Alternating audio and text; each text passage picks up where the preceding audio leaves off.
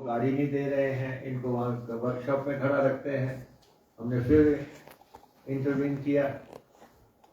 अकेली महिला के लिए चुनौतियां हैं, दिखते हैं, लेकिन साथ में वो रोल मॉडल भी बनती जा रही हैं कि वो इतनी बड़ी बस लेके जो है जब चंडीगढ़ को जाती हैं, दिल्ली को जाएंगी या जाती हैं, तो लोग देखते हैं कि एक महिला किस ढंग से अपने काम का निर्वहन कर रही है। और यहाँ पे हमारे पास 3 लड़कियां आई हैं जो कि कंडक्टर का काम कर रही हैं, और जो एक्चुअल में कंडक्टर है, जो बस का टिकट काट रही है। और लेकिन हमारे पास बहुत बड़ा लॉट ऐसा भी है जिन्होंने नौकरी तो ली कंडक्टर के नाम पे, ड्राइवर के नाम पे, लेकिन वो हैवी ड्यूटी पे जाना नहीं चाहते। अब हमारा कंसर्न यही है कि अब अगर आप ड्राइवर भर्ती हुए हो तो आप ड्राइविंग करो, अगर आप कंडक्टर भर्ती हुए हो तो आप कंडक्टर करो। हिमाचल पथ परिवहन निगम HRTC में हमारे पास बहुत बड़ी समस्या है। 700 लोग ऐसे हैं जो जिसके लिए नौकरी ली उस ड्यूटी पे नहीं जाना चाहते। कोई कहता है कि जो मुझे बस अड्डे पे चौकीदारी करवा दो, 1 लाख रुपए आपको तनख्वाह दे रहे हैं, अब हम आपसे चौकीदारी करवाएं। कोई कहता है कि मुझे जो है आप पेट्रोल पंप पे पेट्रोल डालने के लिए लगा दो,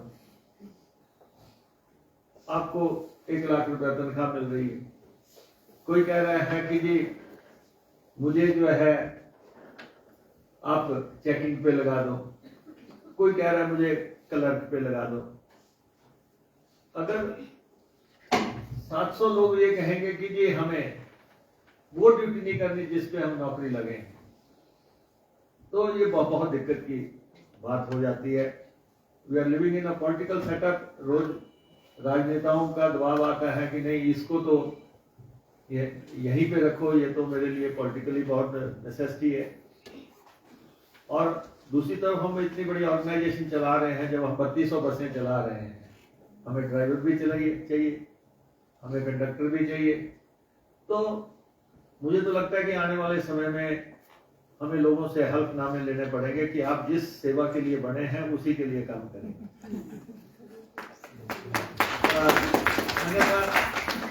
अन्यथा तो हम घाटे से बाहर ही नहीं आ पाएंगे।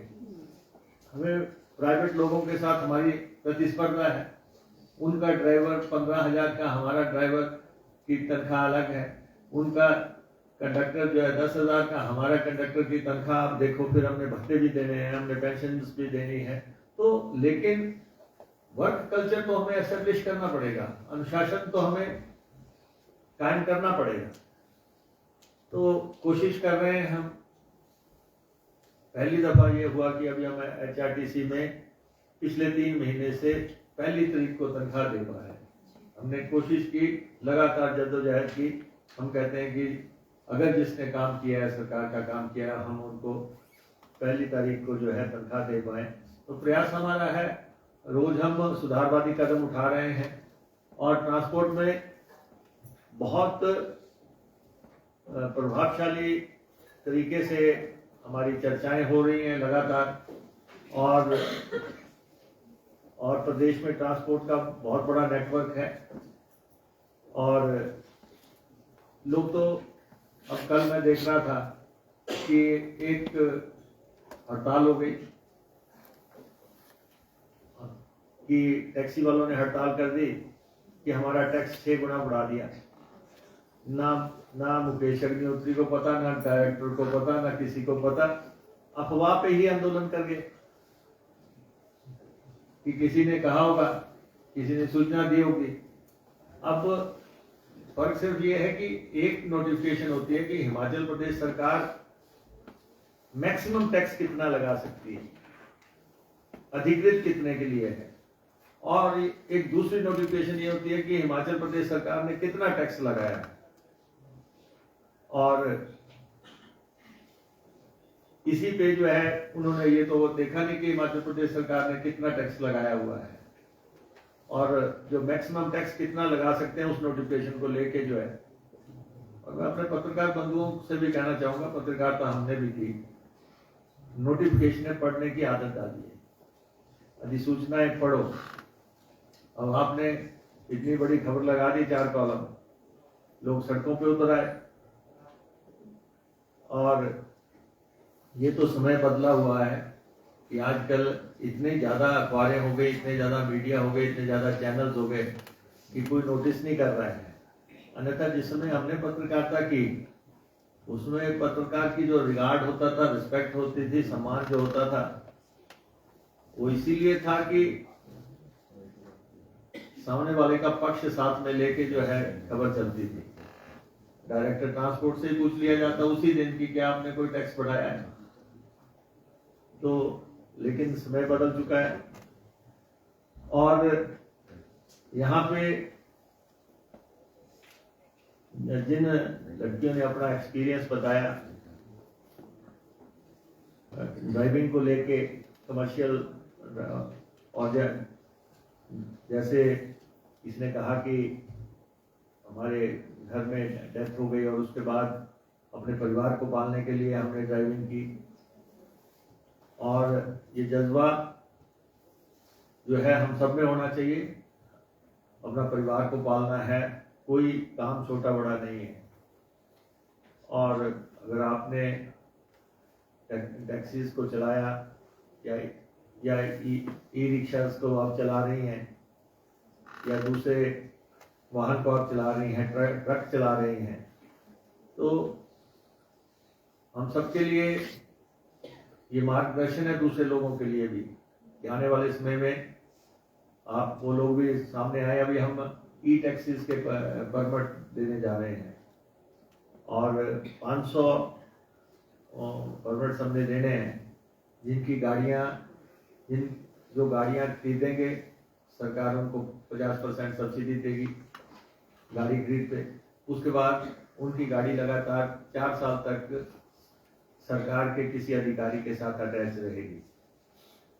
25 लड़कियों ने इसमें अप्लाई किया है, 25 लड़कियों ने इसमें अप्लाई किया है। ये हमारे लिए अच्छी बात है कि लड़कियां आगे आई हैं और उन्होंने 500 परमिट्स में अपना हक भी मांगा है। और मैं डायरेक्टर ट्रांसपोर्ट में बैठे हैं, लर्निंग लाइसेंस तो अब घर से बनना शुरू हो गया, आप घर बैठे बना सकते हैं। और मैंने आपको वैसे भी कहा कि जैसे ही 18 साल के बच्चे हो रहे हैं स्कूलों में, पता लगा के जो है हर हिमाचली को, चाहे वो इंटरेस्टेड है या नहीं, उनका लर्निंग लाइसेंस तो बनाओ ताकि एक शौक उनमें जागृत हो। और दूसरा मैं आपसे डायरेक्टर साहब से ये कहूँगा कि जहाँ पे आप लाइसेंस बनाते हैं, परमानेंट लाइसेंस आप बनाते हैं, वहाँ पे जो महिलाएं आती हैं उनको प्रायोरिटी पे पहले उनका लाइसेंस बनाओ, बाद में पुरुषों का लाइसेंस बनाओ। लाइन में उनको खड़ा मत रखो। और अगर वो लाइसेंस बनाने आ रही हैं तो उनको पुरुषों पे अधिमान देके, जिस दिन आपका ड्राइविंग डे होता है, जिस दिन आप लाइसेंस जारी करते हैं, अपने अधिकारियों को डायरेक्शंस दो कि महिलाओं को पहले फ्री करो लाइसेंस बना के, और उसके बाद आप पुरुषों को टेकअप करो। तो चाहे बसों का चलाना है, हम तो चाहते हैं कि HRTC की बसें और लड़कियां चलाएं। हम तो ये चाहते हैं कि HRTC की बसों में कंडक्टर जो है लड़कियां काम करें। लेकिन यहाँ जो लड़कियां बैठी हैं इनको भी पता होगा कि इनके साथ की सहेलियां या सखियां जो है आपकी वो बस पे चढ़ना नहीं चाहती। और आप लोग जो चल रही हैं, तो आपको हमारा सलाम है कि आपने जिस जात की नौकरी ली है आप उस काम को कर रहे हैं। लेकिन मेजॉरिटी में अब कुछ लोग आते हैं कि जी अब आप बोलते जी हमें देखो, आपको लगता है हम टिकट काट सकेंगे, हम गाड़ी में चढ़ पाएंगे। अब लगना है या ना लगना क्या बात है, आपने नौकरी ली है एक पर्टिकुलर काम के लिए, तो सबको वो जो है ड्यूटी हमें निभानी है। और एक्सीडेंट हमारे प्रदेश में लगभग हर साल 1000 के आसपास लोगों की डेथ हो रही है। 1000 आदमी प्रदेश में एक्सीडेंट्स में मारा जा रहा है। और अगर आप पिछले 2017 से लेकर अब तक देखें तो लगभग 7500 लोग जो है एक्सीडेंट में डेथ उनकी हुई है और 30,000 लोग जो हैं उनको वो जख्मी हुए हैं। रोजाना आप सुनते हैं कि गाड़ी गई और उसमें सारे के सारे, क्योंकि हमारी भौगोलिक परिस्थितियाँ पहाड़ी हैं और उसकी वजह से एक्सीडेंट जब होता है तो फैटल ही होता है, तो लोग मारे जाते हैं। तो जो एक्सीडेंट, हालांकि इस साल 13% एक्सीडेंट्स में कमी आई है और हमने ब्लैक स्पॉट्स जितने भी थे जहाँ पे बार बार एक्सीडेंट हो रहे थे उनका हमने अध्ययन किया कि यहाँ पे क्यों एक्सीडेंट हो रहे हैं। मेरी अपनी कॉन्स्टिट्यूंसी में ही 2 स्थान ऐसे थे जहाँ या तो गाड़ी गिर जाती थी या ट्रक पलट जाता था, हमने उनको रेक्टिफाई किया। तो ये लगभग अब हमारे पास सिर्फ 25 स्पॉट ऐसे रह गए हैं जिनको ठीक करना है। टोटल ब्लैक स्पॉट हमारे पास जहाँ बार बार एक्सीडेंट होता था 147 थे, उनमें से 122 को हमने दुरुस्त किया है, कुछ ना कुछ कोशिश की है कि वहाँ पे एक्सीडेंट ना हो। और अभी हमने देखा एक हड़ताल हुई थी, केंद्र सरकार ने कानून बनाया है जिसमें उन्होंने ये कहा कि अगर जहाँ पे एक्सीडेंट होता है वहाँ से अगर ड्राइवर भाग गया तो उसको जो है 7 साल की सजा और 10 लाख रुपए जुर्माना। मेरा ये मानना है कि ये बड़ी हायर साइड पे है, सड़क पे चलते कोई एक्सीडेंट नहीं करना चाहता और 7 साल आप आपकी लाइसेंस होल्डर हैं, आप सब, कभी कोई एक्सीडेंट हो जाए खुदा ना खास्ता और 7 साल की सजा कर दो और 10 लाख रुपए जुर्माना कर दो, तो एज ए स्टेट जो है, as a transport minister also मैं इसको अपोज करता हूँ।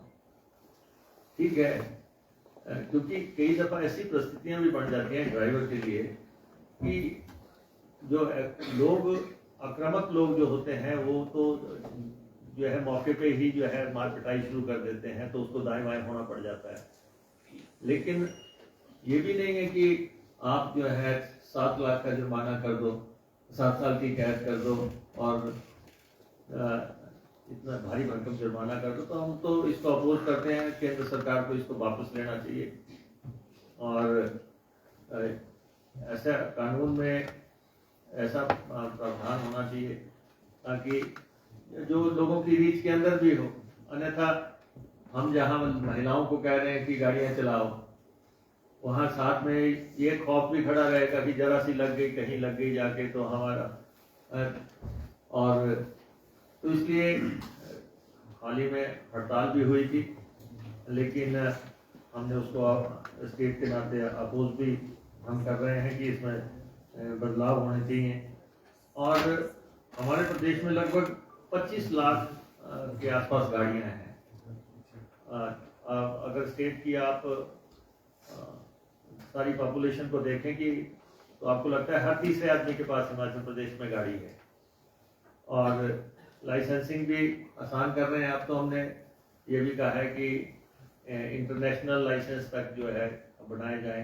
पीछे हम विदेश में गए थे, मैं था और मेरे साथ सेक्रेटरी ट्रांसपोर्ट भी थे, तो उनके पास भी लाइसेंस नहीं था विदेश का, हालांकि वो डिपार्टमेंट से के हमारे सेक्रेटरी थे। तो हमने आके डायरेक्टर साहब को कहा कि आप इस कोई तौर तरीके निकालो ताकि इंटरनेशनल लाइसेंस तक लोगों के बन सकें और जब बाहर जाते हैं तो वहाँ गाड़ी चलाना जो आसान हो सके।